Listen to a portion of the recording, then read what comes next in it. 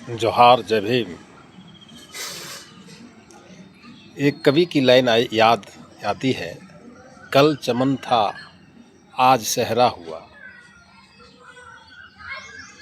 मतलब साफ है, कल जिस खान साहब को पूरे भारत ही नहीं एशिया महादेश में खानसर बोलकर पुकारा करते थे,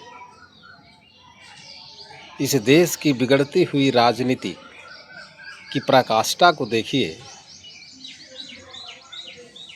कि चंद दिनों में ही उसे खान सर से फैजल खान बना दिया गया। आखिर क्यों उन्हें फैजल खान कहा जा रहा है, इस गंभीरता को समझने की ज़रूरत है।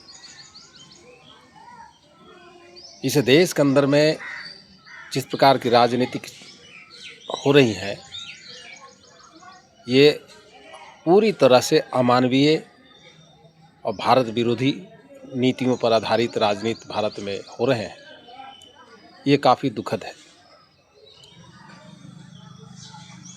और ऐसा नहीं है कि सिर्फ खान साहब को ही फैजल बनाया गया, अगला बारी किसी की हो सकती है, चाहे वो रामदेव हो। उनके अंदर में भी भले वो स्वामी बने हुए हैं, लेकिन उनके अंदर में भी जाति निकाली जाएगी।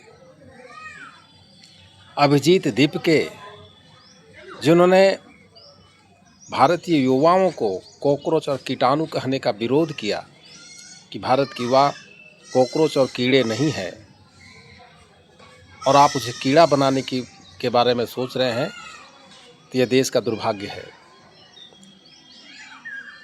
जिस देश के सत्ताधारियों को भारतीय बेरोजगारों के प्रति सद्भावना होनी चाहिए, उनके मन में इतनी नफरत कि उन्हें कॉकरोच कहे।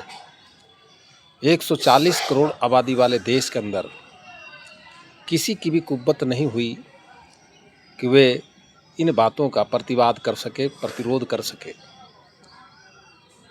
अब उसके अंदर में भी जाति निकाली जाएगी।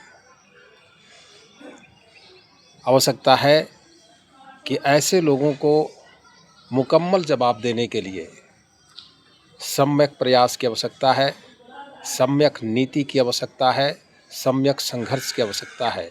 जब तक हम टुकड़ों में बंटकर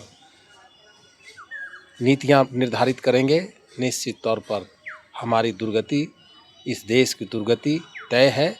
क्योंकि सत्ता में जो बैठे हुए लोग हैं, उन्हें इस भारत के सभ्यता और संस्कृति से किसी भी प्रकार का कोई लेना देना नहीं है।